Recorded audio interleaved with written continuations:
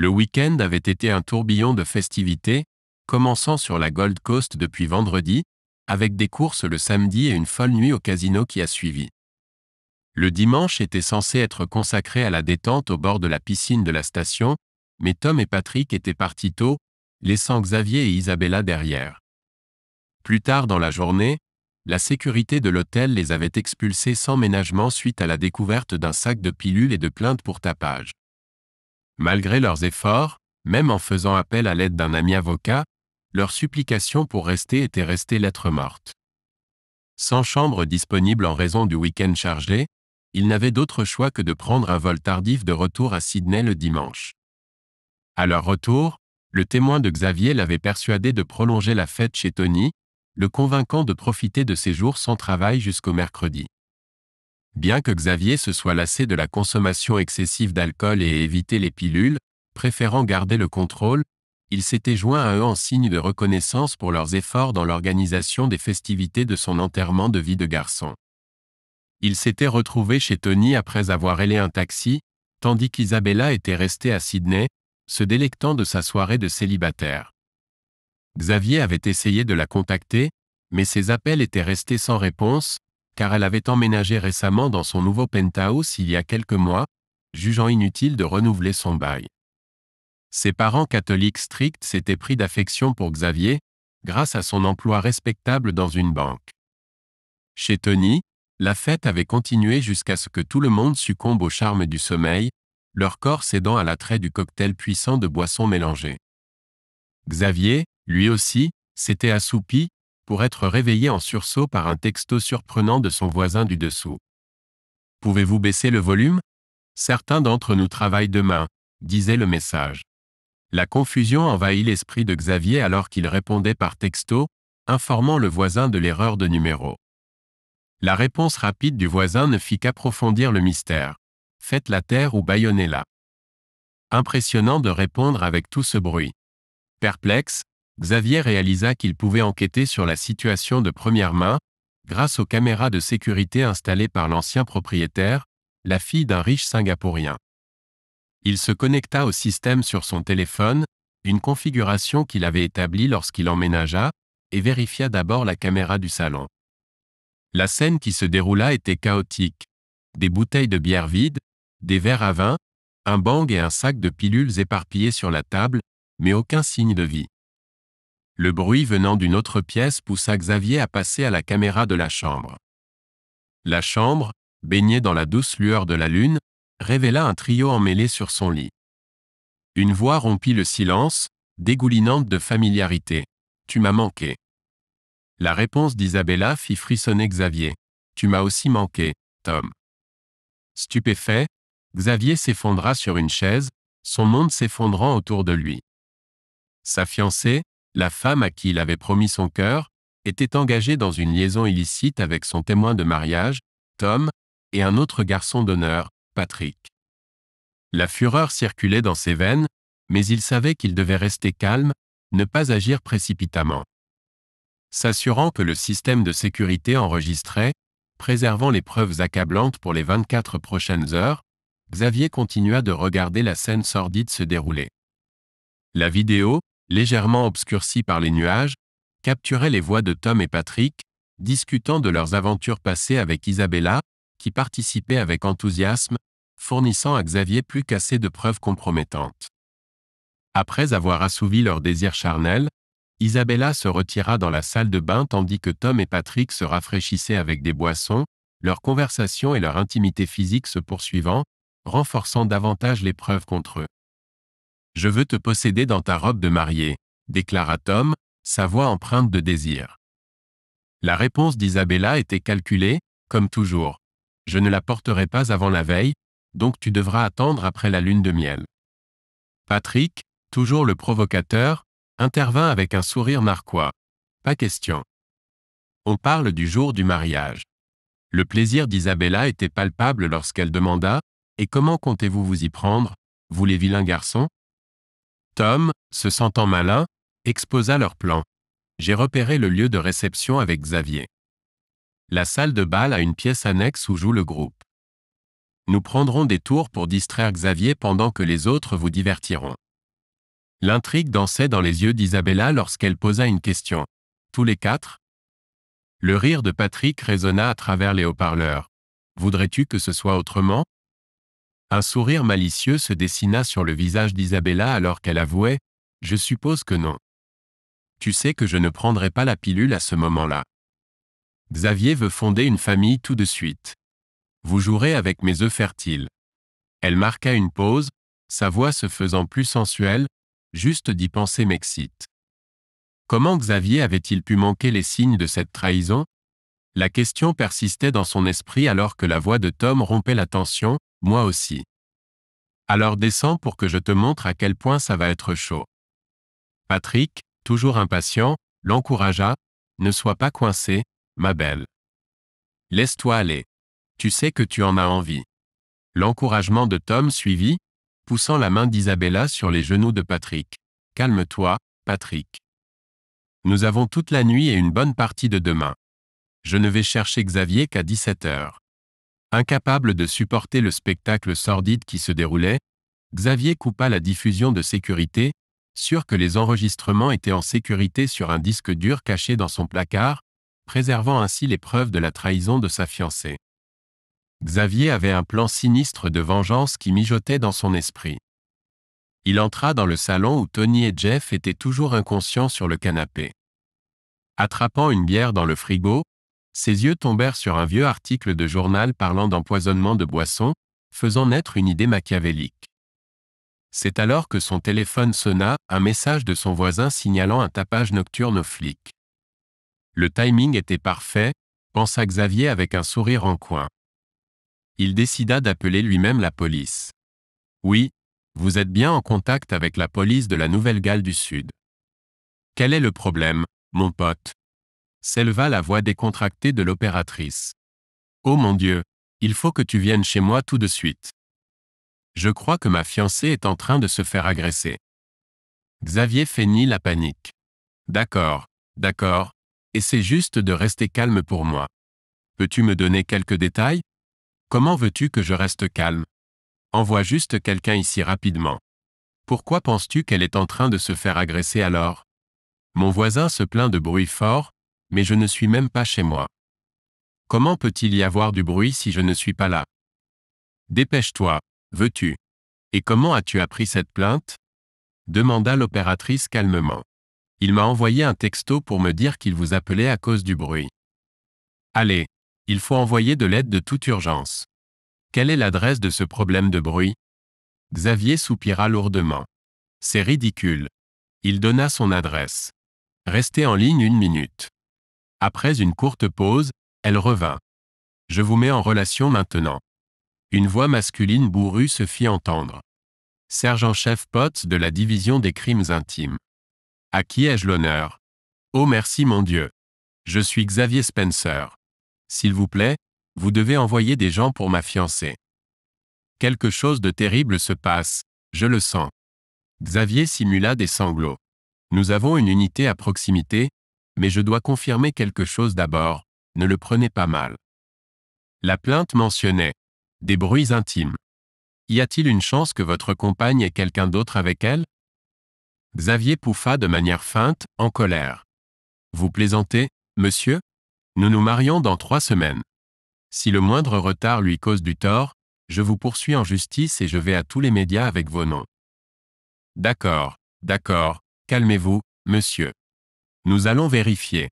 Quel est le nom de votre fiancée et que faisait-elle ce soir? Isabella. Elle était avec des amis pour son enterrement de vie de jeune fille à King's Cross. J'ai lu que ces salauds ciblaient cette zone. Compris, une unité est en route. Vous appelez depuis votre portable? Nous aurons besoin de ce numéro pour vous tenir informé.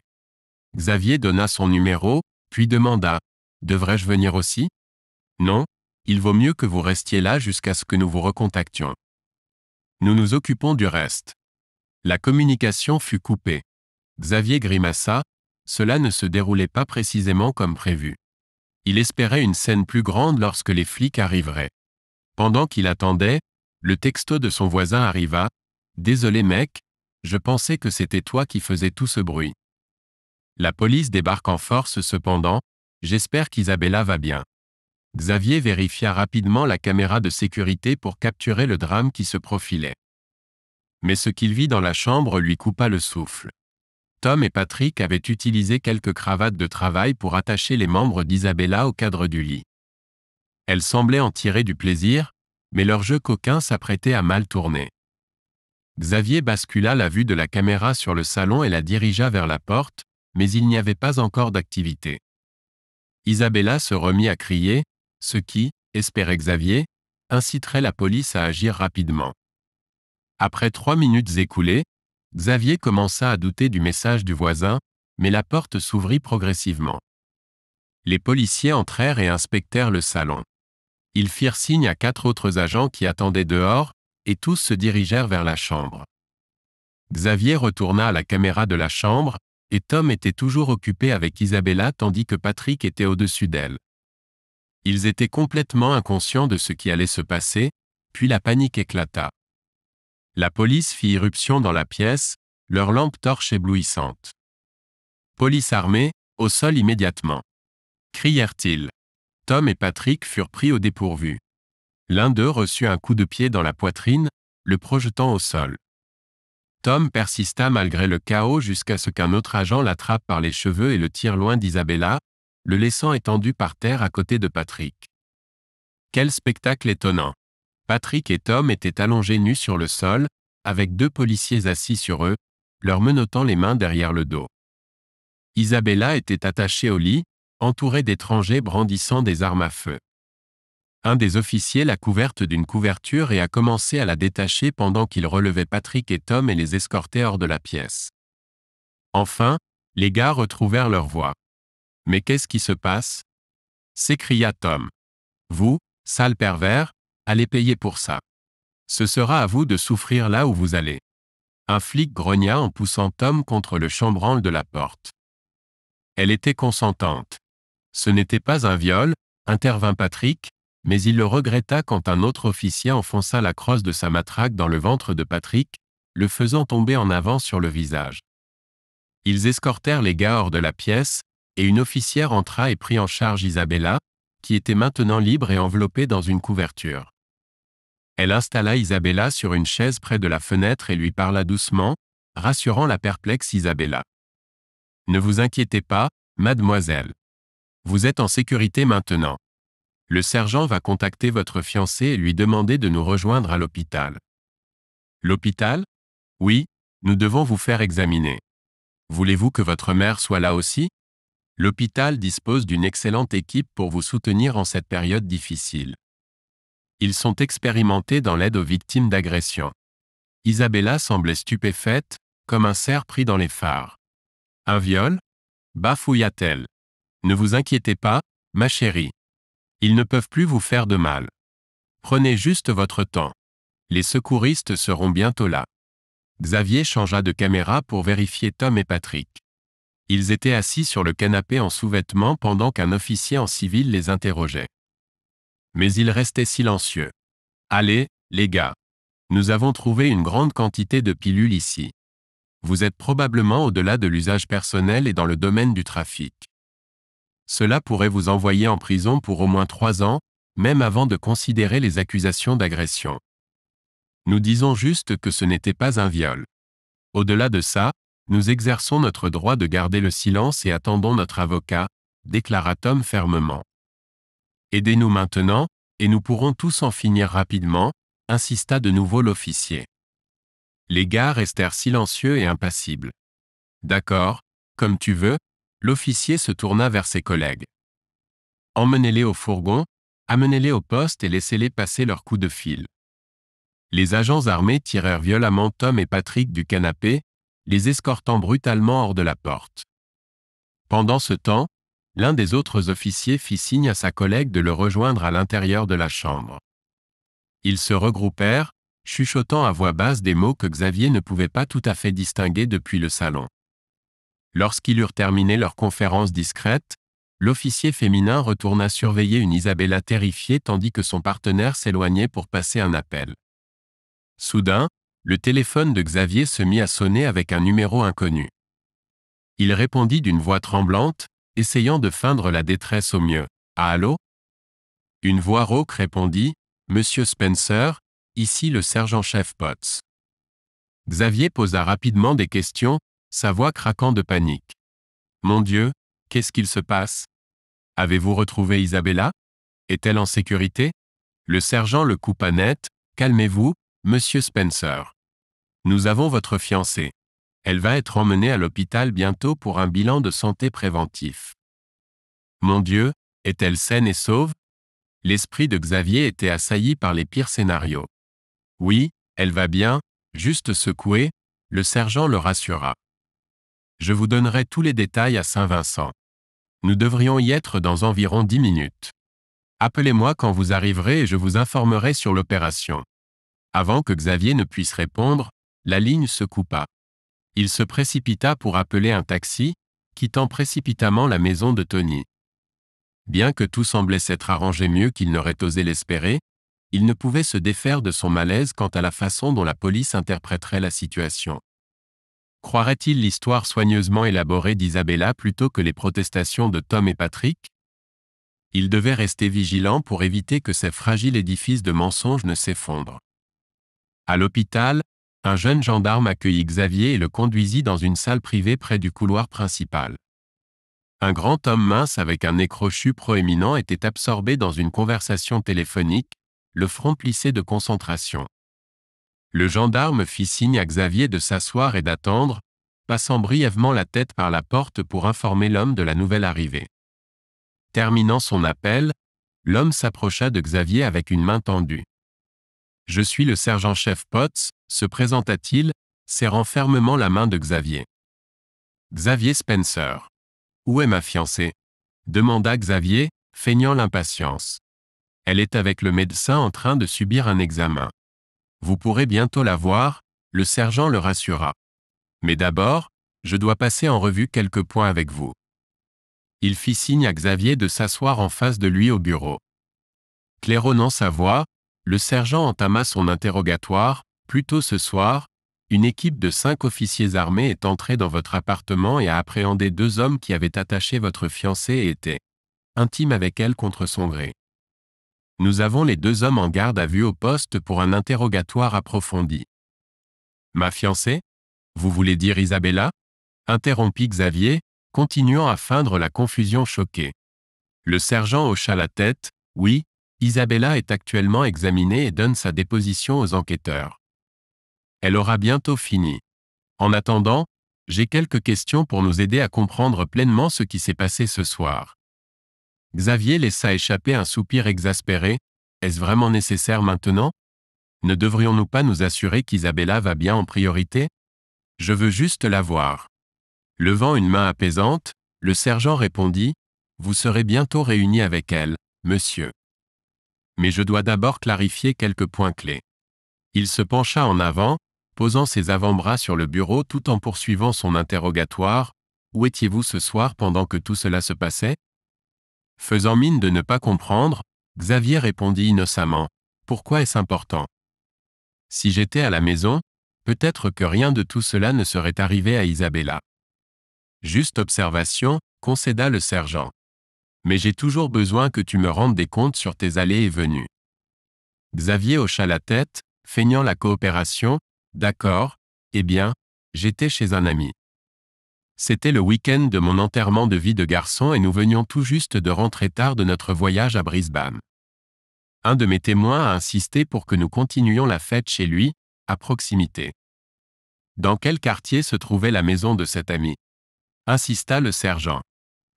Renwick, je crois. Ou peut-être l'un des autres quartiers de l'Est, je ne me souviens pas exactement, mentit Xavier avec aisance. Laisse-moi vérifier l'heure d'envoi du message que mon voisin a envoyé concernant la plainte pour tapage nocturne. Il sortit son téléphone et fit semblant de parcourir les messages.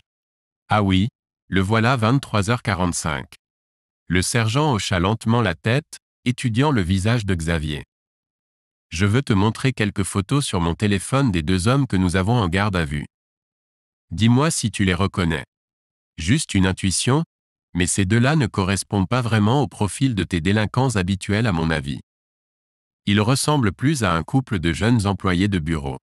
Il inclina son téléphone pour montrer à Xavier les images de Tom et Patrick. Xavier afficha une expression de choc et d'indignation forcée. « Quoi ? C'est une sorte de mauvaise blague ?»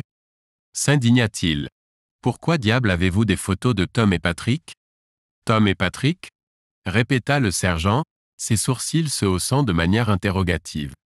Déclenchant un flot de répliques bien rodées, Xavier s'épancha. « Tom est mon témoin et Patrick est l'un de mes témoins. » « Que se passe-t-il ici ? De quoi sont-ils accusés ?» Xavier s'affaissa tristement en avant, passant une main dans ses cheveux tout en se lamentant. Ils ont dit qu'ils devaient quitter le voyage à Brisbane tôt pour rentrer travailler demain. Mais maintenant je découvre qu'ils étaient. Il s'interrompit impuissant, donnant l'apparence d'un ami dévasté convaincant. Le sergent s'apprêtait à répondre, mais fut interrompu par une nouvelle voix venant de l'entrée. « Mick, puis-je te parler ?» C'était l'officier femme de l'appartement de Xavier. Elle entra, s'adressant à Xavier. « Monsieur Spencer, est-ce que ça te dérangerait de sortir un instant ?» Rassemblant une attitude de compliance perplexe, Xavier se leva et quitta la pièce, prenant soin de laisser son téléphone derrière sur la chaise pour continuer l'enregistrement. Une fois dehors, les deux agents entamèrent une discussion chuchotée, ignorant qu'ils étaient en train d'être enregistrés. L'officière commença la conversation d'une voix basse. « Nous avons effectué toutes les vérifications et évaluations standards. J'ai pris la déclaration d'Isabella, mais elle n'a pas encore signé le rapport officiel. » « Et quelle est ton intuition sur toute cette situation ?» demanda le sergent, croisant les bras sur sa poitrine. Elle laissa échapper un soupir là. « C'est définitivement un peu louche. Isabella présente des signes évidents d'activité sexuelle récente, mais je ne suis pas entièrement convaincu que le consentement manquait réellement ici. Son récit sonne de manière suspecte, comme une intrigue tirée tout droit de ces séries policières bas de gamme. » Le sergent marmonna en signe d'approbation. « J'ai aussi cette impression. Les deux gars que nous avons en détention en ville semblent plus être des bureaucrates coincés que des criminels violents. Nous pouvons les garder en garde à vue pour la nuit au moins pour les charges de possession de ces pilules. » « Mais son fiancé me met mal à l'aise, » ajouta l'officière, une pointe de doute perceptible dans sa voix. « Il en fait beaucoup trop pour jouer le rôle du futur mari outré et désespéré. » Après une pause momentanée, elle suggéra, « Et si on faisait ça, je te fais entrer pour revoir la déclaration d'Isabella avec moi. Tu adoptes une approche plus ferme, tu mets vraiment la pression sur les conséquences de déposer une fausse déclaration. » Le sergent réfléchit à cela avant de répondre, « D'accord, essayons. Mais fais attention à ne pas aller trop loin, même si elle n'est pas entièrement sincère, nous ne pouvons pas écarter la possibilité qu'elle soit une véritable victime ici. » L'officière répondit avec dédain, « D'après ce que j'ai pu lire en elle, tout traumatisme vient plus de la culpabilité que d'autre chose. Un peu d'amour dur pourrait être exactement ce dont elle a besoin pour avouer tout ce qui s'est réellement passé ce soir. » Leur voix devenait de plus en plus faible alors qu'ils s'éloignaient pour confronter Isabella. Xavier arrêta l'enregistrement et rangea son téléphone dans sa poche, son esprit en ébullition. Il semblait que l'histoire soigneusement élaborée d'Isabella commençait à se déliter. Il était temps d'accélérer son plan de secours. Il ajouta un nouveau contact et composa un numéro, attendant que la ligne se connecte. « Xavier, tu te rends compte de l'heure qu'il est ?» répondit une voix ensommeillée après plusieurs sonneries. Xavier ignora le ton agacé alors qu'il entamait la conversation. « Salut Eric, c'est moi. Écoute, j'ai une histoire folle à te raconter autour d'un verre un de ces jours, mais ça devra attendre. Je te mettrai au courant de tous les détails plus tard, mais pour l'instant, je me demandais si ta rubrique potin pour le journal de demain était finalisée. » Il y eut une pause à l'autre bout du fil alors qu'Eric semblait soudain intéressé par la perspective d'une révélation juteuse. « Pas tout à fait, le début de l'année financière est toujours un peu creux en ce qui concerne les ragots de célébrités. Tu as quelque chose de bon pour moi ?» Xavier répondit avec malice. « Oh, je ne sais pas. Comment réagirais-tu à l'idée d'avoir un aperçu de deux jeunes hommes d'affaires prometteurs faisant face à des accusations de possession et de comportement sexuel inapproprié? Ça semble être le genre d'histoire scandaleuse que tes lecteurs adorent. Maintenant tu parles mon langage. » L'intérêt d'Eric était pleinement éveillé. « Donne-moi tous les détails sordides. assure-toi juste de me donner suffisamment de matière pour mes rubriques. Devine qui, ne poursuis pas. Eric se pencha en avant avec impatience, ses yeux pétillants de curiosité. Puis-je utiliser leur vrai nom dans ma rubrique? Demanda-t-il, incapable de contenir son excitation. Xavier secoua la tête, un sourire ironique aux lèvres. Si tu veux éviter les poursuites, mon ami, il vaut mieux rester anonyme. Tiens-toi à ta rubrique. Devine qui, ne poursuis pas. C'était une tradition pour Eric de terminer ses chroniques de potin avec une section alléchante intitulée « Devine qui, ne poursuis pas », où il distillait des rumeurs juteuses mais non confirmées, laissant les lecteurs deviner les identités en jeu. Pendant les pauses thé du matin, les employés de bureau se regroupaient, essayant de décoder les indices cryptiques et de résoudre les mystères. « Allez, crache le morceau », encouragea Eric, ses yeux pétillants de malice. J'ai besoin de quelques informations pour élaborer mes indices cryptiques. Xavier prit une grande inspiration, essayant de garder son calme. Il s'agit de Tom et Patrick, répondit-il, sa voix teintée d'une pointe d'amertume. Les sourcils d'Eric se levèrent de surprise. Ton témoin est ton garçon d'honneur? Tu balances tes potes sous le bus? Il poussa un sifflement bas, secouant la tête d'incrédulité. Ils ont visé qui? Ta mère. Xavier serra la mâchoire, ses yeux se rétrécissant. Ma fiancée. Ou devrais-je dire, mon ex-fiancée. Eric marqua une pause, son expression passant de l'amusement à la prudence. Tu étais déjà au courant de ça? Demanda-t-il, son ton mesuré. Non, mais je ne suis pas totalement surpris, admit Eric, choisissant ses mots avec soin. La colère de Xavier s'enflamma, sa voix montant. Que veux-tu dire par là? Une infirmière qui passait leur lança un regard sévère, incitant Eric à baisser la voix. Eh bien, il y a des rumeurs qui circulent depuis un moment sur Isabella et son patron. Je n'ai pas pu les confirmer, donc je n'en ai pas parlé. Les poings de Xavier se serrèrent le long de son corps. Elle couche avec son patron aussi, j'ai presque crié. Eric grimaça, son expression gênée. Probablement, mais l'histoire était qu'elle était offerte en tant qu'incitation à des clients potentiels. Les yeux de Xavier s'écarquillèrent d'incrédulité. Zut, comment ai-je pu passer à côté de tout ça? Il passa une main dans ses cheveux, ressentant un mélange de colère et de gêne. La voix d'Eric prit une tonalité plus douce. C'est ce qu'on appelle l'amour, Xavier. Alors, veux-tu que j'y aille à fond? La mâchoire de Xavier se contracta avec détermination. C'est pour ça que j'ai appelé. Exposons ces salauds. C'est entendu, a accepté Eric, et ils se sont échangés des adieux avant de raccrocher. Alors que Xavier se retournait, une policière déambulait dans le couloir, sa démarche assurée et sa silhouette imposante attirant l'attention. Oh, le charme des femmes en uniforme, pensa Xavier, son regard s'attardant peut-être un peu trop longtemps. La policière s'arrêta devant lui. Je suis l'adjudant Evan. Je suis spécialisé dans l'assistance aux victimes d'infractions. Pouvons-nous avoir une petite discussion rapide? Xavier esquissa un sourire, acquiesçant et écoutant ses conseils, qui lui semblèrent longs jusqu'à ce qu'elle s'agenouille à sa hauteur. Principalement, il se trouva distrait par sa poitrine. Lorsqu'Isabella et le sergent Potts s'approchèrent, Xavier se leva et joua le rôle du fiancé inquiet, enlaçant Isabella alors qu'elle pleurait. Il la réconforta, lui promettant que tout irait bien, même s'il planifiait secrètement sa prochaine action. 3 membres de son cortège de mariage étaient déjà en difficulté, mais Xavier avait des projets pour les autres.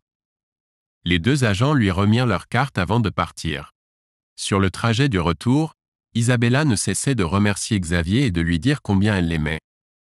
De retour à l'appartement, tandis que Xavier commençait à nettoyer, Isabella voulait être proche de lui, mais il avait fini d'être intime avec elle. Il décida de prendre rendez-vous chez le médecin bientôt. « Allez, bébé, j'ai besoin que tu me prennes dans tes bras, » supplia Isabella. La voix de Xavier était ferme, mais pas méchante. « Je dois d'abord ranger. Va te coucher, je te rejoindrai bientôt. » Isabella finit par abandonner et alla se coucher, épuisée. Xavier téléchargea ensuite et visionna la vidéo de son système de sécurité. Elle montrait clairement qu'il n'y avait pas eu d'infraction. Ils préparaient une accusation pour dépôt d'une fausse déclaration. Les gars étaient simplement défoncés et ont laissé échapper qu'ils avaient obtenu leur pilule de Tony. Xavier savait que Tony consommait des pilules, mais ignorait qu'il en vendait. Cela signifiait une possible accusation pour possession en vue de distribution. Ils ont également mentionné un gros achat qu'ils avaient financé avec Tony, prévoyant de doubler leur argent, ce qui pourrait entraîner des accusations sérieuses pour possession en vue de distribution. Ils pourraient éviter la prison avec de bons avocats, mais leur carrière était ruinée. Xavier essayait toujours de comprendre si Jeff était impliqué quand il décida d'envoyer les images de vidéosurveillance à la police. Initialement prévu de les envoyer par email plus tard, il choisit d'appeler tôt vers 3 heures du matin, espérant laisser un message vocal mais montrant qu'il ne cachait rien. À sa grande surprise, le sergent Potts répondit. « Bonjour, sergent-chef Potts ?» dit-il, sa voix ensommeillée. « C'est Xavier, Xavier Spencer. Nous nous sommes rencontrés à l'hôpital quand j'ai récupéré ma fiancée. J'espère ne pas t'avoir réveillé. »« Non, pas du tout. Je suis de nuit. Je ne dors pas avant 8 heures du matin, » répondit Potts, son ton rude mais pas méchant. Xavier éclaircit sa voix, essayant de jouer la comédie.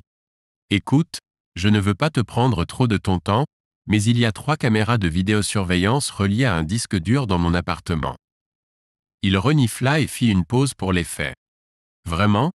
L'intérêt de Potts s'était éveillé. Pourquoi n'en as-tu pas parlé plus tôt? As-tu vérifié? Xavier pouvait presque imaginer Potts se pencher en avant, l'anticipation se lisant sur son visage.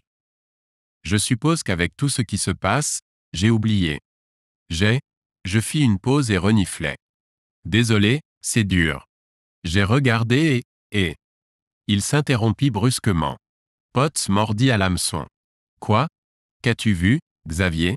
Xavier, es-tu toujours là? Xavier laissa échapper un sanglot étouffé, feignant des larmes.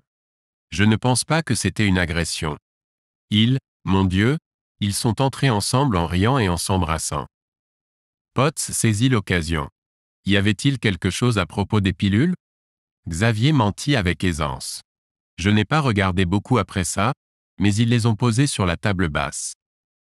Je dois voir ces images, insista Potts.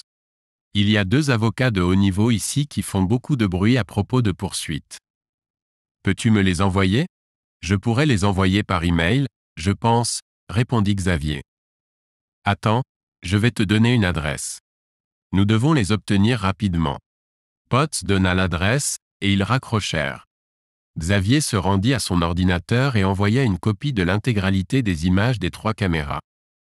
Il se retira ensuite dans la pièce d'amis, se retournant dans son lit, incapable de croire à quel point il avait si mal jugé sa petite amie et ses copains. Vers 5 heures, le téléphone de Xavier sonna.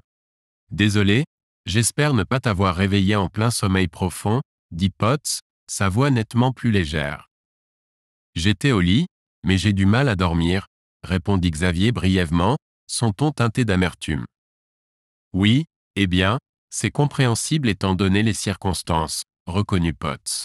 « Écoute, je ne te retiens pas.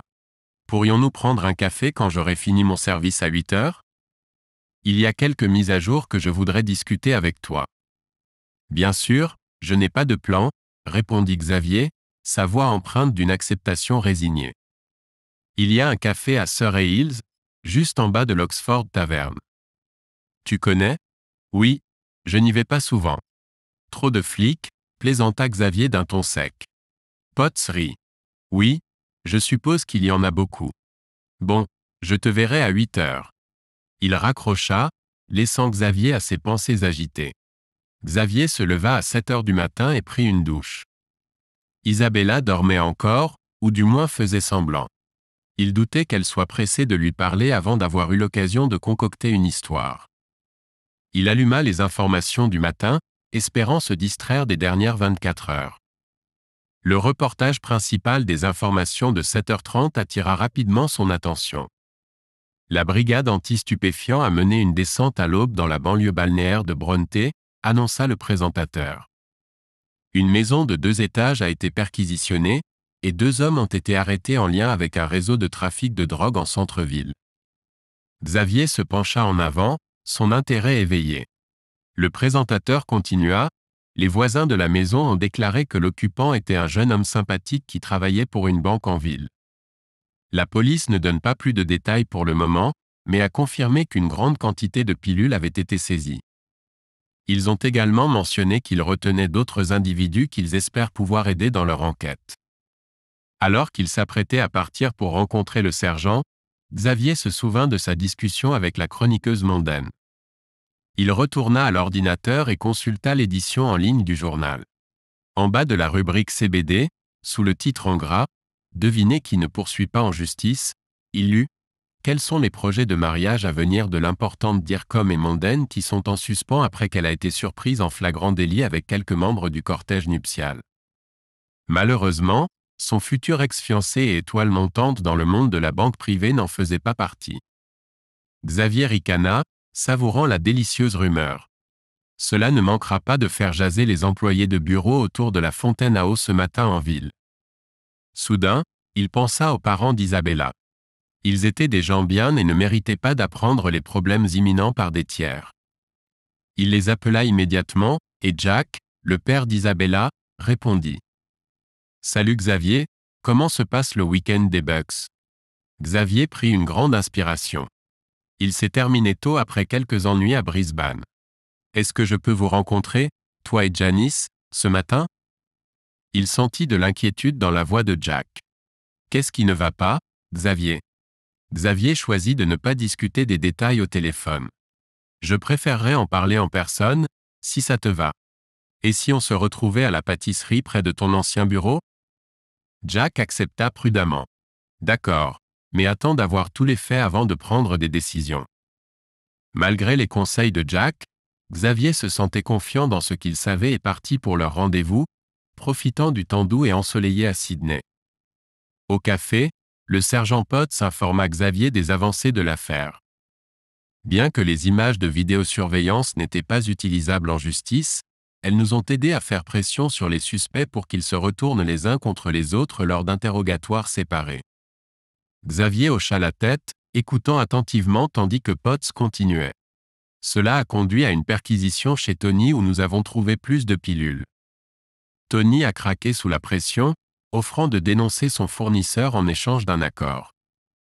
Les suspects sont prévus pour une audience de mise en liberté sous caution. Tony pourrait éventuellement se joindre à eux en fonction de sa coopération avec le procureur. Potts marqua une pause, son expression devenant sérieuse. L'audience est prévue pour être publique, ce qui déplaît fortement à leurs avocats. Alors que la conversation évoluait, Potts laissa entendre ses soupçons concernant l'accès à distance de Xavier aux caméras de surveillance et à leurs journaux, suggérant qu'il pourrait approfondir son enquête. Cependant, il rassura Xavier en lui disant que son attention n'était pas portée sur lui, mais sur la compréhension de ses intentions envers Isabella. Le sergent informa Xavier qu'Isabella risquait potentiellement des accusations de déclaration mensongère, bien qu'il ait mis en garde contre le fait que les accusations pourraient ne pas tenir. Il laissa le choix à Xavier, poursuivre la vengeance en portant plainte, ce qui impliquerait des démarches inutiles, ou laisser tomber. Après avoir terminé son jus, Xavier sortit, se prélassant au soleil, et décida de se présenter négligé au travail pour alimenter les commérages au bureau, malgré l'embarras personnel, dans le but de discréditer Tom et Patrick à la banque. En pénétrant dans les locaux de la banque, des chuchotements et des coups de coude discrets accompagnèrent le chemin de Xavier vers l'ascenseur, où une rencontre maladroite entre une secrétaire et le facteur fit brièvement taire les conversations habituelles. Au dernier étage, la secrétaire, dans un geste inattendu, offrit son numéro à Xavier pour lui apporter un soutien moral, qu'il rejeta après son départ. Il se dirigea ensuite vers le bureau du PDG, où la secrétaire de M. Turnbull, habituellement distante, fit preuve d'une sympathie surprenante. « Monsieur Turnbull est en train de terminer un appel, il vous recevra bientôt », l'informa-t-elle. Après une courte attente, Xavier fut conduit dans le bureau de M. Turnbull.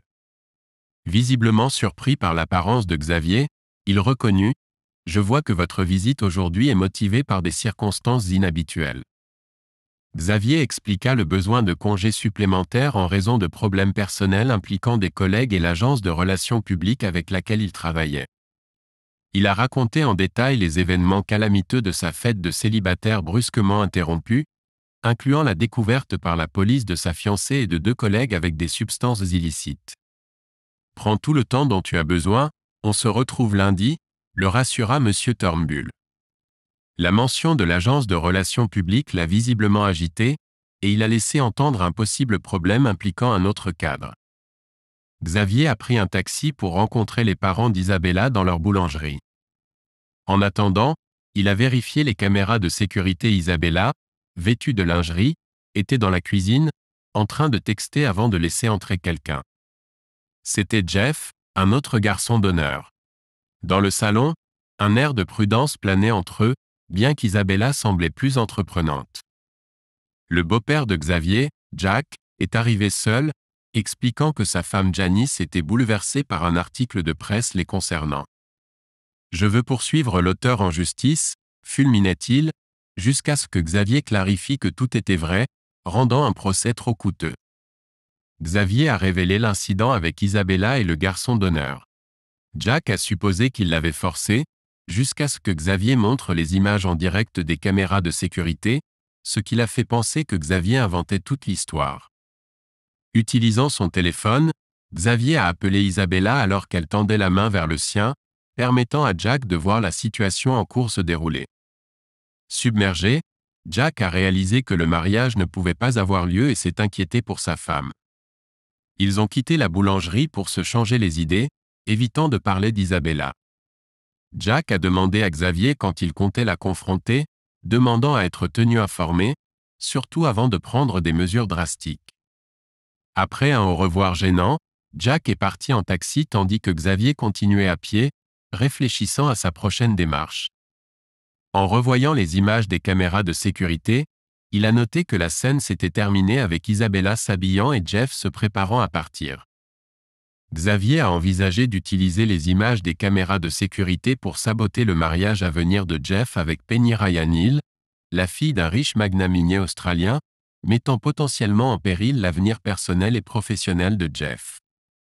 Il prévoyait de tirer parti de la coopération d'Isabella pour ses propres fins, confiant qu'il avait suffisamment d'influence sur ses actions. En rentrant chez lui, Xavier se demandait comment Isabella gérerait leur situation.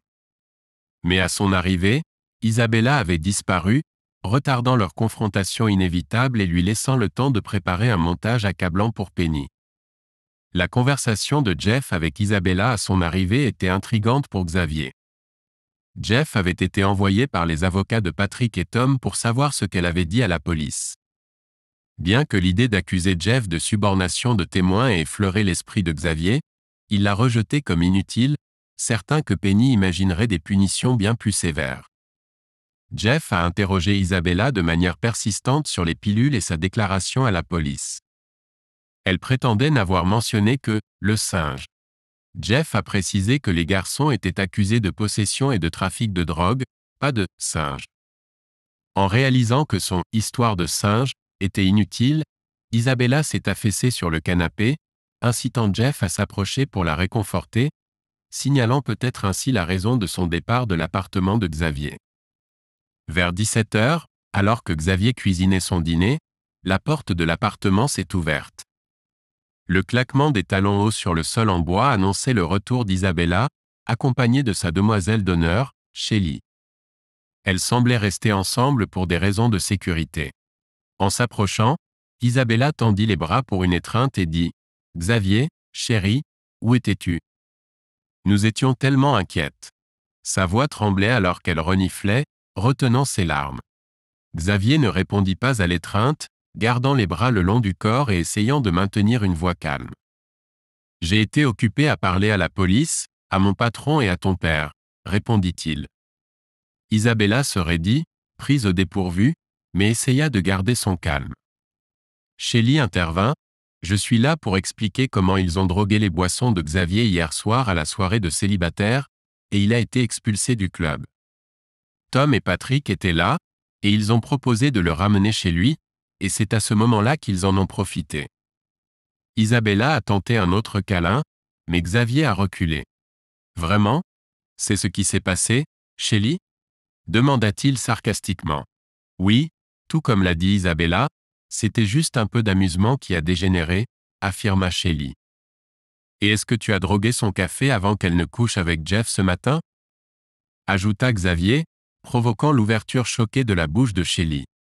Tandis qu'Isabella regardait entre eux, cherchant ses mots, Shelly prit la parole en premier. Tu es seule à présent, ma chère amie, cracha-t-elle avec venin, se dirigeant vers la porte. Isabella a essayé de l'arrêter, mais Shelly a repoussé sa main suppliant. Je savais que tu aimais faire la fête, mais je ne pensais pas que tu étais une telle salope, lança Shelly en guise de dernière pique alors que la porte se refermait avec fermeté, laissant Isabella et Xavier seuls. Isabella se tourna vers Xavier, les larmes coulant sur son visage tandis qu'elle bredouillait des excuses. J'étais ivre et bouleversée ce matin. Ça n'est arrivé que 2 fois, je te jure. S'il te plaît, je serai sage. Sa voix prit une tonalité désespérée et géniarde. Tu es pathétique, hurla Xavier avec dégoût, finissant la bière qu'il avait ouverte plus tôt.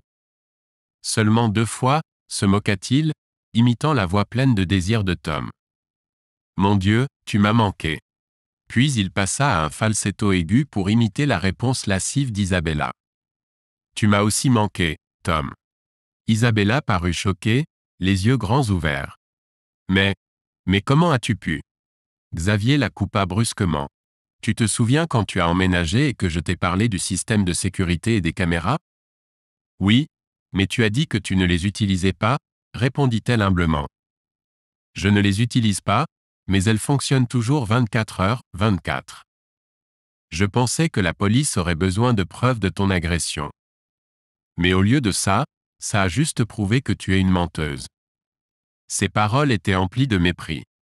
Les larmes continuaient de couler sur le visage d'Isabella alors qu'elle se recroquevillait contre le mur, paraissant petite et pitoyable. Xavier avait pris sa décision. Il avait demandé au sergent d'abandonner les accusations de fausses déclarations, mais ne lui dirait pas avant d'avoir découvert pourquoi elle l'avait fait, si elle le savait même elle-même. En s'approchant, Xavier a aidé Isabella à se relever, la guidant jusqu'à la table de la cuisine. Elle a essayé de s'accrocher désespérément à lui, mais il a reculé, attrapant 2 bières dans le frigo.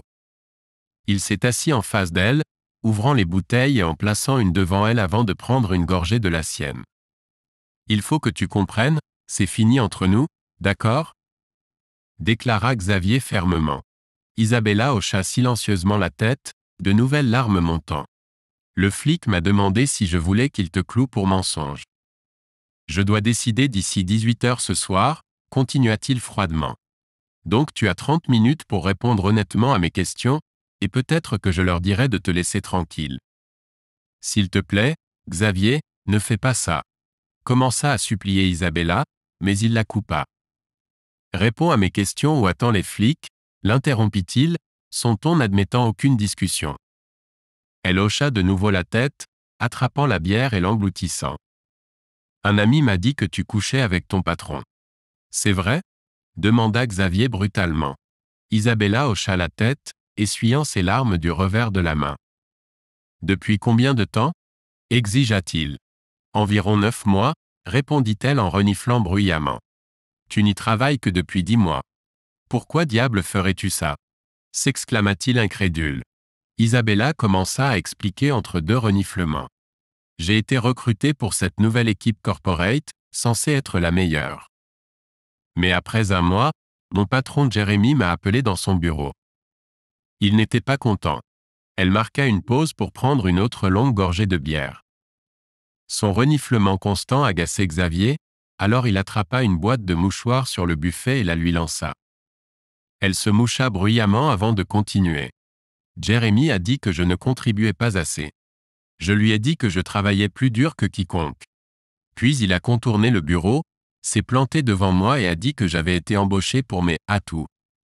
Il a dit qu'il était temps que je les utilise. La voix d'Isabella tremblait.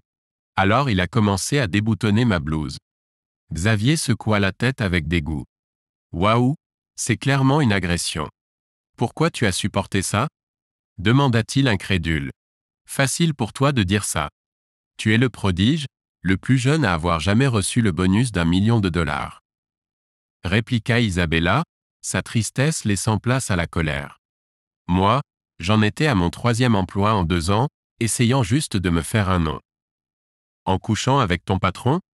Tu te fais une belle réputation, dit Xavier sarcastiquement. Ils vont juste te jeter comme une vieille chaussette et là, tu vas vraiment devoir te battre. Je ne pense pas, répondit Isabella avec suffisance. Jérémy voulait une assurance, alors j'ai secrètement enregistré certaines de nos rencontres. J'ai gardé des copies pour me protéger. Ça, c'était une tournure intéressante, pensa Xavier. S'il pouvait obtenir une copie d'elle et de Monsieur Turnbull, il pourrait peut-être rabaisser ce salaud de quelques crans. Où gardes-tu les copies? Demanda-t-il, espérant que ce ne soit pas au bureau. Sur mon ordinateur de bureau au travail, pourquoi? Zut! Xavier claqua sa bouteille de bière sur la table, frustré. C'était bien sa veine. Qu'est-ce qui ne va pas? Isabella sembla effrayée par son explosion. J'aurais adoré mettre la main sur une vidéo de toi et de Monsieur Turnbull, expliqua-t-il en se levant pour aller regarder par la fenêtre. Je n'ai jamais. Nous n'avons pas. Bafouilla Isabella avant de s'interrompre. Elle soutint son regard dur. Enfin, je veux dire. Comment as-tu découvert? Plutôt évident, non? Tu utilises tes atouts pour attirer la banque comme client. Xavier secoua la tête devant sa naïveté. Ses yeux étincelèrent d'indignation. C'est tout ce que tu veux? Très bien, je vais au bureau tout de suite et je te fais une copie. S'écria Isabella, se levant si brusquement que sa chaise bascula et tomba au sol. Tu ne passeras même pas la porte d'entrée. Appela Xavier alors qu'elle attrapait ses clés. Elle se retourna. Que veux-tu dire? Ton patron va couvrir ses traces. La sécurité t'attendra à la porte avec tes affaires dans une boîte. Ils ne te laisseront pas approcher un ordinateur. Isabella se mordit la lèvre, l'incertitude se lisant sur son visage. Elle reposa ses clés sur la table et entra discrètement dans le bureau. Xavier jeta un œil et la vit assise dans son fauteuil, en train de démarrer l'ordinateur. Je vais juste accéder à mes fichiers à distance alors, déclara-t-elle triomphalement, en tapant son mot de passe. Cela échoua. Elle essaya à nouveau, les épaules s'affaissant lorsqu'elle réalisa que Xavier avait raison, elle était bloquée. Claquant ses paumes contre le bureau, Isabella maudit sa frustration. Mais soudain, une idée sembla lui venir. Elle se redressa, une lueur rusée dans les yeux. Il y a une porte dérobée dans l'ordinateur de Jérémy où j'ai mis les fichiers vidéo. Je peux toujours les récupérer. Xavier se pencha sur le fauteuil. Copie tout, ordonna-t-il. Tu auras besoin de levier pour négocier ta rupture. Mais surtout, il avait besoin de munitions pour faire tomber Turnbull. Il la laissa faire. 20 minutes plus tard, Isabella sortit du bureau en souriant et en agitant un disque dur portable. J'ai obtenu tous les éléments croustillants, dit-elle triomphalement. Tu as réussi à récupérer ces archives e-mail aussi? Demanda Xavier avec espoir. Oui, mais je pensais que tu étais plus intéressé par les choses pimentées, taquina-t-elle en se dirigeant vers lui. Xavier leva une main pour l'arrêter. J'ai vu bien plus que suffisamment de tes agissements sordides au cours des dernières 24 heures pour toute une vie. J'ai juste besoin d'assurance au cas où la banque viendrait aussi après moi. Le visage d'Isabella s'assombrit. Mais je pensais peut-être qu'on pourrait essayer à nouveau, tu sais? Tout vendre, partir à l'étranger, recommencer à zéro. Sa voix prit une tonalité rêveuse. Xavier ricana. Il n'y a plus grand-chose de « nouveau » en toi, Isabella. Quand je t'ai vu avec Tom et Patrick, j'ai attribué ça à l'alcool et à la stupidité. Mais aujourd'hui avec Jeff, tu as sérieusement besoin d'aide, et je ne vais certainement pas rester pour regarder le désastre. Sur ces mots, Isabella éclata à nouveau en larmes. Xavier prit le disque dur dans ses doigts inertes et se dirigea vers son bureau. Derrière lui, il l'entendit fuir vers la chambre, claquant la porte. Le contenu de la clé USB s'est avéré encore plus accablant que ce qu'il espérait. Turnbull et Jérémy remontaient visiblement loin, complices comme pas deux. Non seulement ils échangeaient des emails sordides sur les talents d'Isabella, mais ils avaient aussi un dossier vidéo de triolisme avec elle. Mais encore mieux, les deux crapules avaient comploté pour frauder la banque. Turnbull voulait gonfler sa cagnotte de retraite, alors il avait demandé à Jeremy d'exagérer les chiffres de l'appel d'offres du contrat de relations publiques. Turnbull approuverait le montant gonflé, mais Jeremy ne consignerait que le montant réel, se partageant à parts égales la différence substantielle. Tout était là noir sur blanc. Xavier attrapa le téléphone et composa le numéro du sergent Potts. « Je pensais que tu m'avais oublié », dit Potts en guise de salutation. « Il est 18h05, répondit Xavier. « Je voulais juste m'assurer de prendre la bonne décision. » « Et alors ? Quel est le verdict ? » Le policier avait l'air fatigué. « Laisse-la tranquille. Elle aura déjà assez de mal sans des accusations qui la poursuivent. » Il marqua une pause. « Connais-tu quelqu'un de compétent au service de la fraude, par hasard ? » La voix de Potts prit un ton méfiant. « Peut-être. Pourquoi ? » Xavier évita de répondre directement. « Je te tiendrai au courant plus tard. » Le sergent ricana en connaissance de cause. « Oh là là ! Qui va avoir une surprise cette fois ? » « Attends et tu verras, » répondit Xavier de manière énigmatique avant de raccrocher.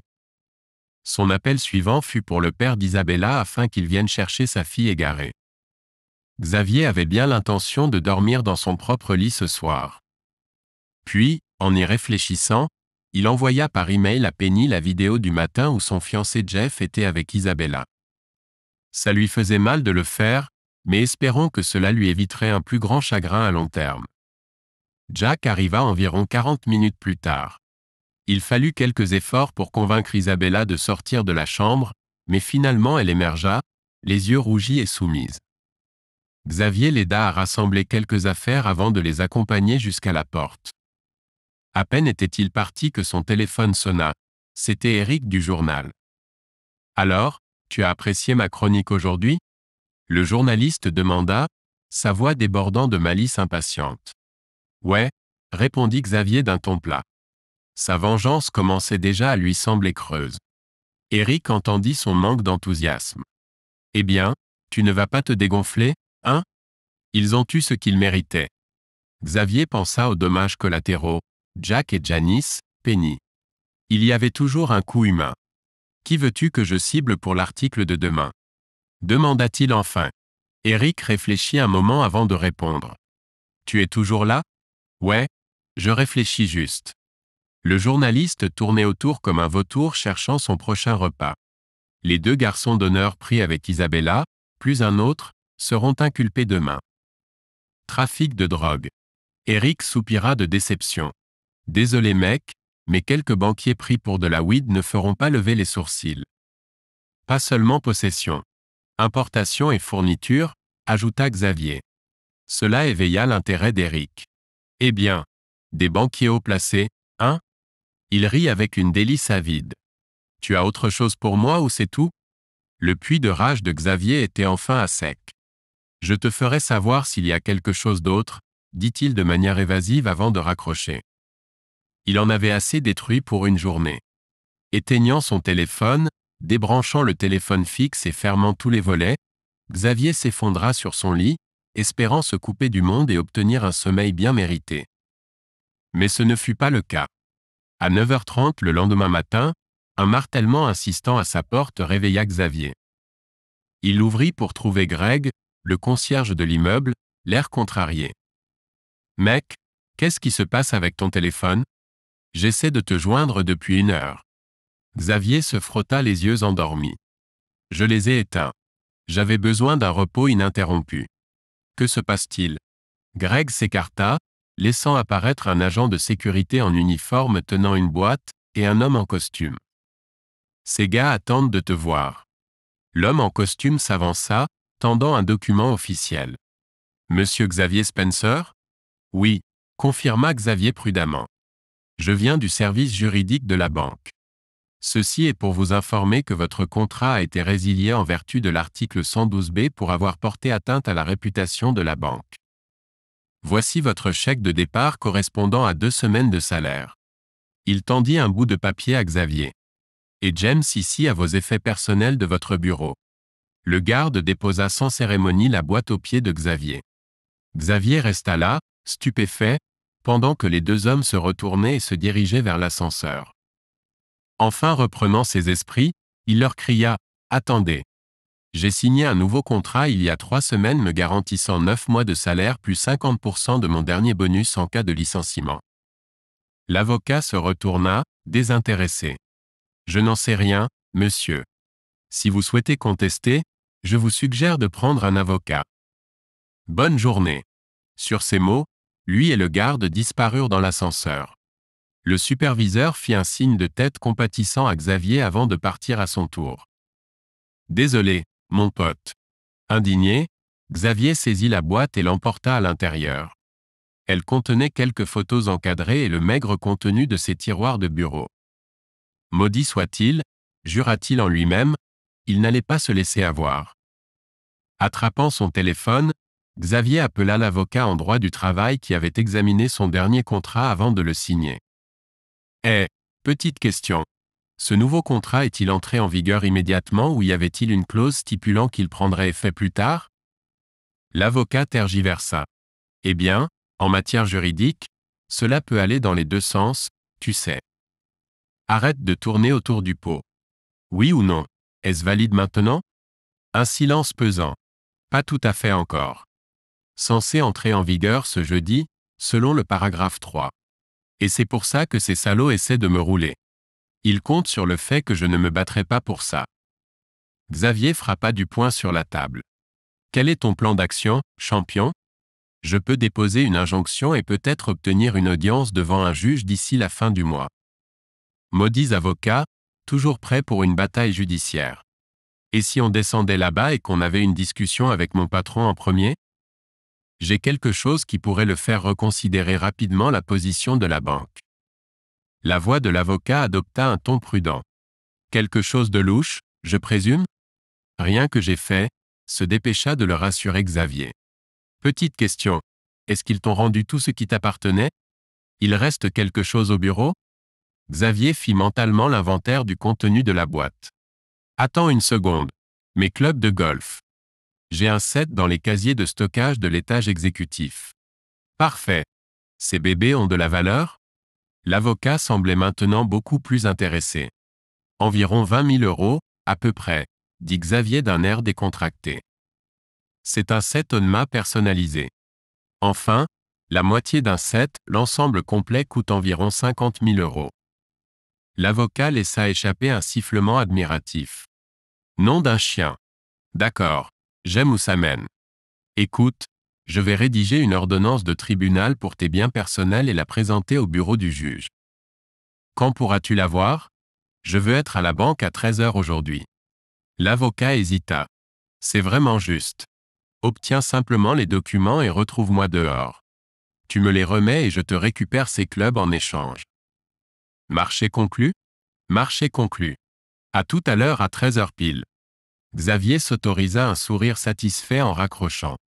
Monsieur Turnbull déjeunait toujours dans la salle à manger exécutive entre 12h30 et 13h30. Une confrontation croustillante juste devant attirerait sûrement son attention. Mais d'abord, il devait se préparer. En allumant son ordinateur portable, Xavier parcourut rapidement les gros titres du matin. Ce renard d'Eric avait agi vite, un article sur les banquiers haut placés et les accusations de drogue, ainsi qu'un potin sur une certaine héritière milliardaire annulant son mariage. Étrange, Xavier ne lui avait rien dit à propos de Penny et Jeff. Il se demandait d'où venait cette info. À 13 h pile, Xavier se tenait devant le siège imposant de la banque. L'avocat arriva en soufflant 5 minutes plus tard, une ordonnance de tribunal triomphalement serrée dans sa main. J'ai dû attendre que le juge revienne de déjeuner, mais la voilà, signée et officielle. Il brandit le papier. Xavier le prit et parcourut le contenu. Et cela me donne accès à... L'avocat eut la grâce de paraître légèrement confus. Eh bien, je plaidais pour un accès total, mais le vieux grincheux n'a pas cédé.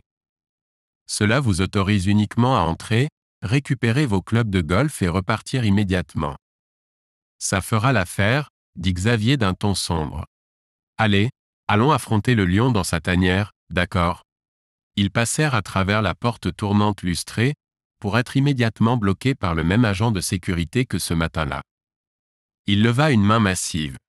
Désolé monsieur, On m'a donné pour consigne de vous empêcher d'entrer dans les locaux. Xavier lui brandit l'ordonnance du tribunal sous le nez. Ceci dit le contraire. J'ai le droit légal d'entrer et de récupérer mes biens personnels, veuillez donc vous écarter. L'agent prit le papier et le scruta avec méfiance avant de parler dans son micro à colle. Après une conversation chuchotée, il rendit l'ordonnance. Attendez ici. Quelqu'un descend pour s'occuper de vous. Quelques minutes plus tard, les portes de l'ascenseur s'ouvrirent pour révéler le même costume qui avait remis à Xavier ses papiers de licenciement. Il n'était pas content. Prenant l'ordonnance du tribunal, l'avocat fit mine de mettre des lunettes de lecture et de l'examiner attentivement avant de la rendre. On dirait que quelqu'un a été occupé, remarqua-t-il avec mépris. Puis, se tournant vers l'agent, emmenez M. Spencer à l'étage exécutif, laissez-le récupérer ses affaires, puis escortez-le dehors. Pas de traînée en chemin. Son regard froid se posa sur Xavier. Cela vous donne accès uniquement à la pièce de stockage de l'étage. Nulle part ailleurs. Je surveillerai. Xavier soutint son regard avec fermeté. Je n'y penserai même pas, répondit-il, sa voix dégoulinant d'une amabilité insincère. Puis, s'adressant à l'agent, allons-y. L'agent resta près des talons de Xavier alors qu'il montait en ascenseur et retrouva son sac de golf parmi les débris exécutifs. Portant les clubs coûteux sur son épaule, Xavier suivit l'agent pour ressortir. Mais alors qu'il passait devant la salle à manger de la direction, il laissa soudainement tomber le sac avec un bruit fort et se précipita à l'intérieur, ignorant les protestations surprises du garde. « Quel salaud a volé mon bois-3 » s'écria Xavier, traversant le restaurant d'un pas déterminé. Apercevant sa cible, il se dirigea droit vers la table de Turnbull.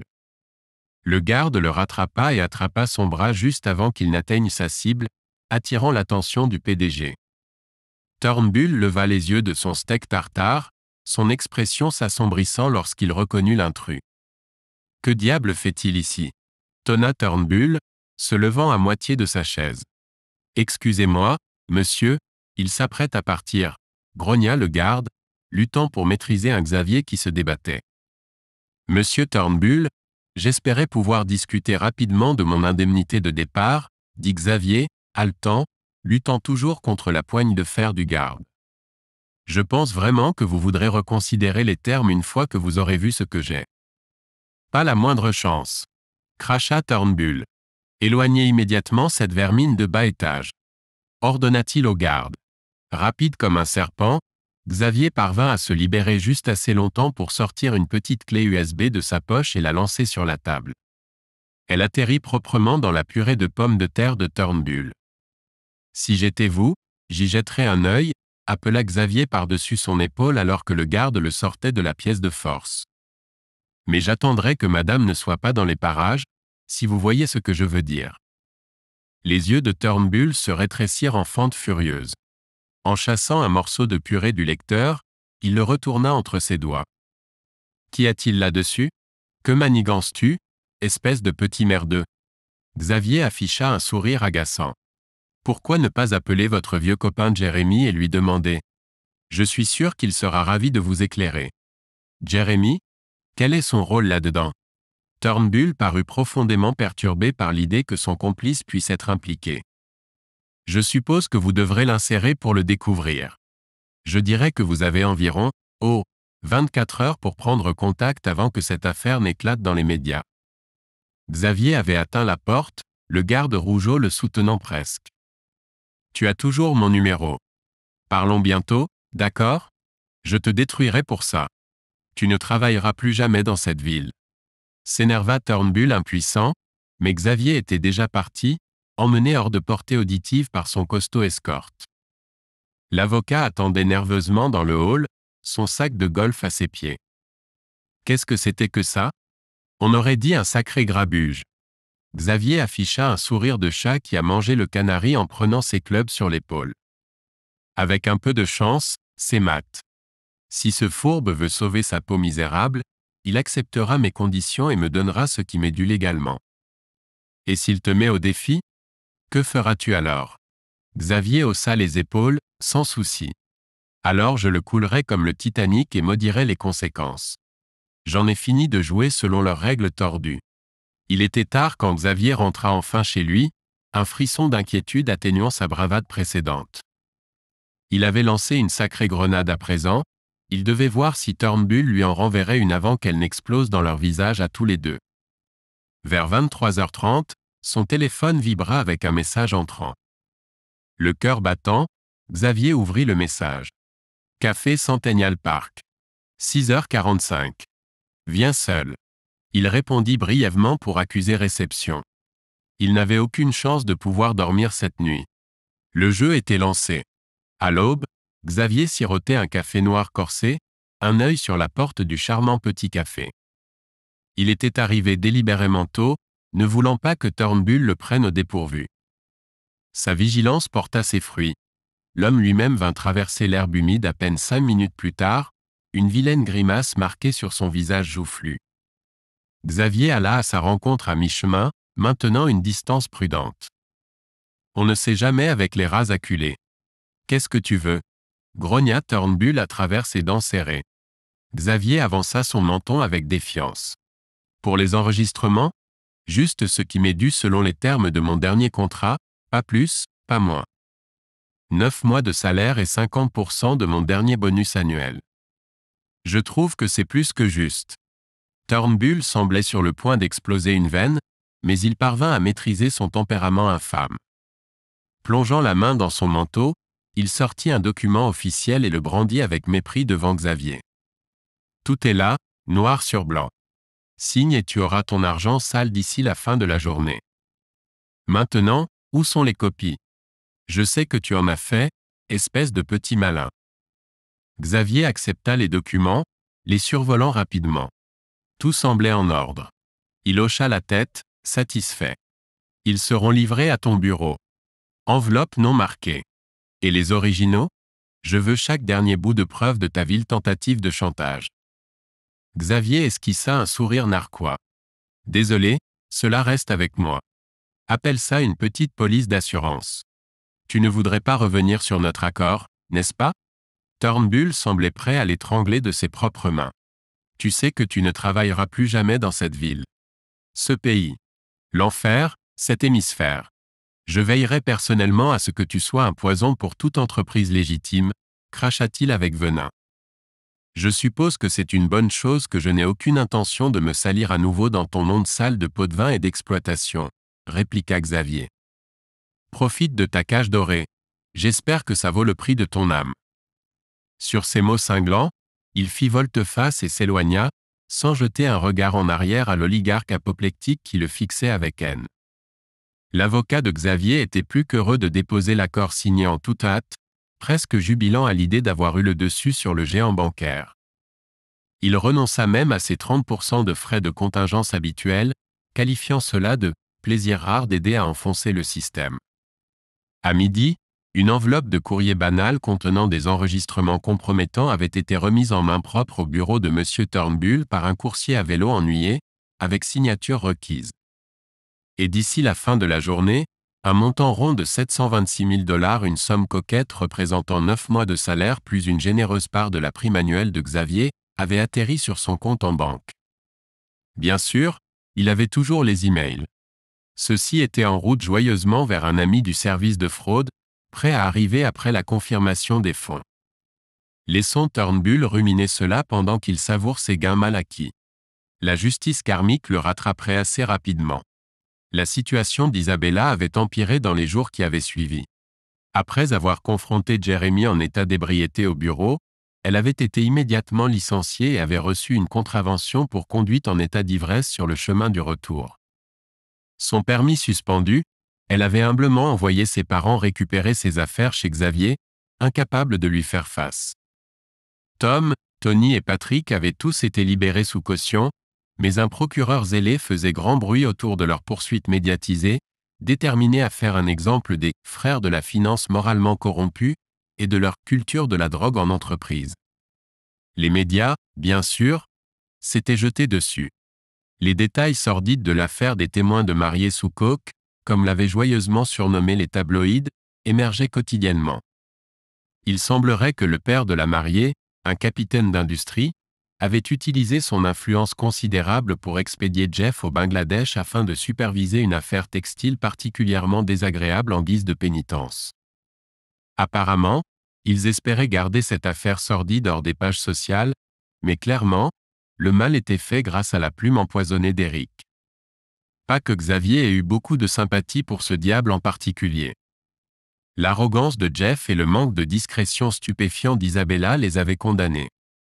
Qui se couche avec des chiens, se lève avec des puces, et son nom en première page du Sun. Au cours des semaines et des mois suivants, Xavier se tint à l'écart, observant avec un intérêt détaché les acteurs de son ancien drame recevoir leur juste châtiment. Professionnellement, il était persona non grata. Turnbull avait tenu sa promesse vindicative de le blackbouler dans les cercles bancaires et financiers. Mais Xavier se rendit compte qu'il ne pouvait pas rassembler beaucoup d'indignation. La poursuite superficielle de la richesse et du statut pour leurs propres biens n'avait plus aucun attrait.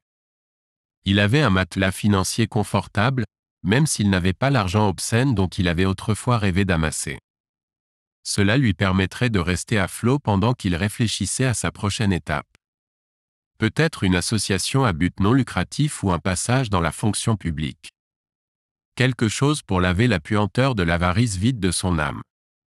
Son exil auto-imposé aurait pu s'éterniser indéfiniment si un improbable chevalier blanc n'était pas venu à sa rescousse. Penny, oui, cette Penny-là, celle de la fortune d'1 milliard de dollars et de la rupture éclair avec Jeff, lui a écrit de nulle part. Il semblait qu'elle avait finalement largué le menteur de Jeff pour de bon et cherchait un changement d'air. Sa famille possédait apparemment une somptueuse propriété en bord de mer à l'île Maurice et elle a invité Xavier à la rejoindre pour un peu de repos bien mérité loin de la foule en délire. Il ne pouvait honnêtement pas trouver une seule raison de dire non. Penny avait été un dommage collatéral dans sa vendetta personnelle, une innocente mais naïve spectatrice. Faire amende honorable pourrait contribuer grandement à exorciser ses démons persistants. Et s'il était brutalement honnête, la vie chaste commençait à le démanger un peu. Il était un homme de sang chaud dans la fleur de l'âge, pas un moine. Il y avait pire façon de satisfaire cette envie particulière qu'avec quelques semaines d'hédonisme ensoleillé avec une héritière magnifique. C'est ainsi que Xavier se retrouva à s'envoler vers un paradis de l'océan Indien, déterminé à laisser son passé sordide derrière lui une fois pour toutes. Laisser les vagues guérissantes emporter ses péchés et lui offrir un nouveau départ. Il reviendrait bien sûr à Sydney à un moment donné, il devait rendre justice à Turnbull et à ses acolytes. Mais il n'y avait aucun mal à prendre le chemin pittoresque avec une belle fille à son bras. Appelez cela un exercice de réalignement karmique. L'univers lui devait au moins cela. 5 mois décadents de plage, de bateaux et de beautés internationales plus tard, un Xavier bronzé et revitalisé a atterri sur sa terre natale, prêt à affronter la musique. Il n'avait pas besoin de s'inquiéter à ce sujet.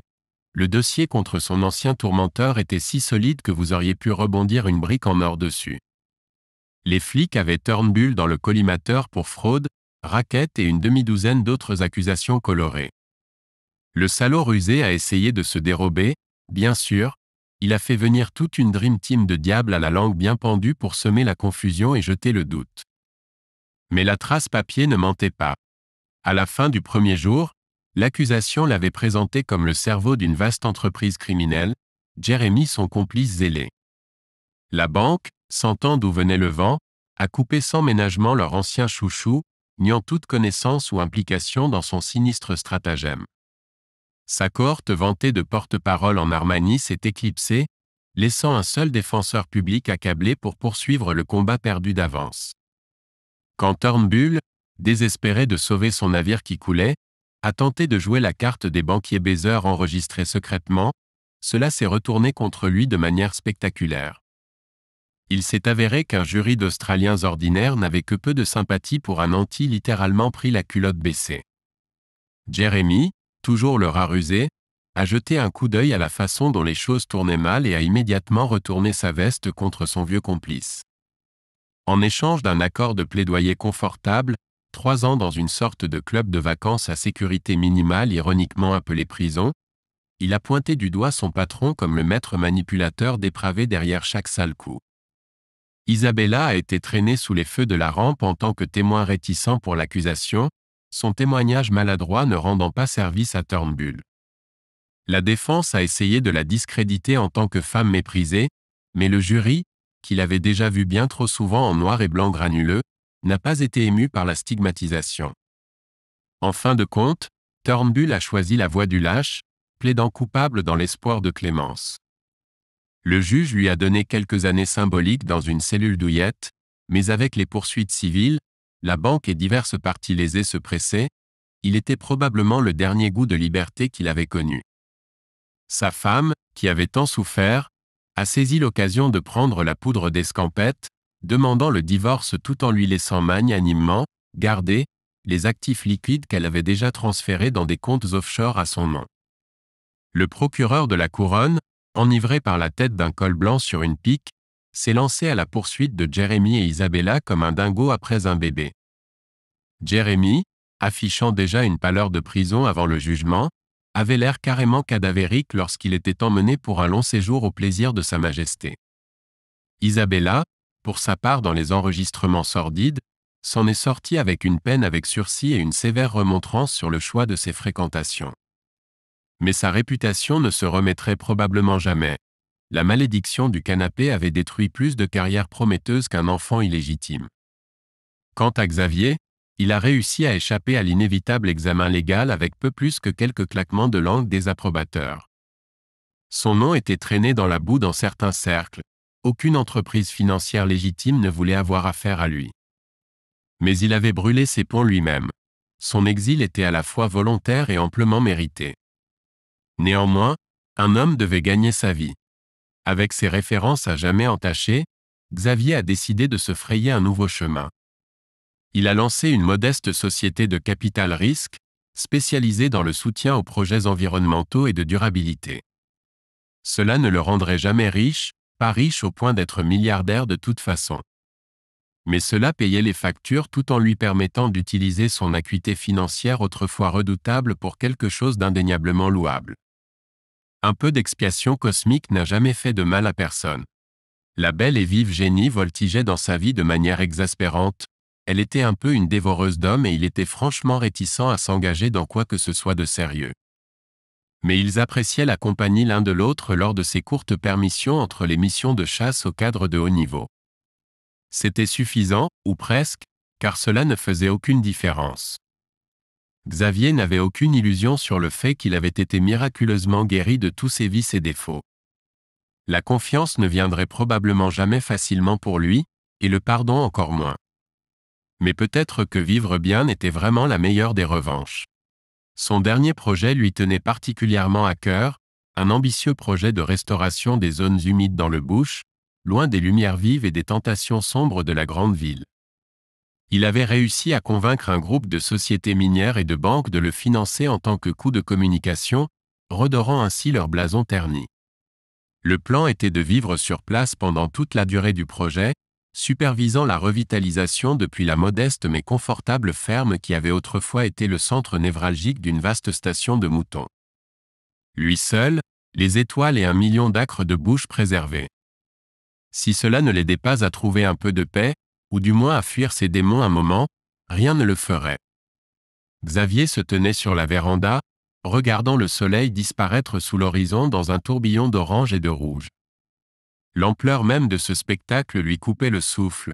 Il se sentait à la fois insignifiant et totalement essentiel au tableau primal. Peut-être était-ce fantaisiste, mais il ne pouvait se défaire de la conviction profonde que c'était là qu'il était censé être. Que tout le tumulte des dernières années l'avait mené à ce moment et cet endroit. Appelez cela le destin, appelez cela le karma, appelez cela comme vous voulez. Xavier savait avec une clarté aveuglante soudaine que son histoire ne faisait que commencer. L'épilogue d'un chapitre, le prologue du suivant.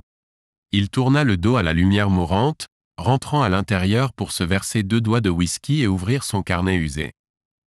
Les mots venaient facilement, coulant de l'esprit à la main sur le papier sans la moindre hésitation. La corruption, dit-on, est comme un arbre. Ses racines se trouvent dans l'obscurité tandis que ses feuilles ondulent au soleil. Eh bien, cet arbre en particulier a eu son jour au soleil, a fait du foin pendant qu'il brillait. Mais finalement, inévitablement, quelqu'un est venu et l'a arraché par ses racines pourries, exposant tous les vilains rampants qui s'échappaient de la lumière inhabituelle. Voici l'histoire de cet arrachage, le comment, le pourquoi et le qui. Mais c'est aussi l'histoire de ce qui vient après. De comment la terre brûlée peut faire germer une nouvelle vie, verte et vitale.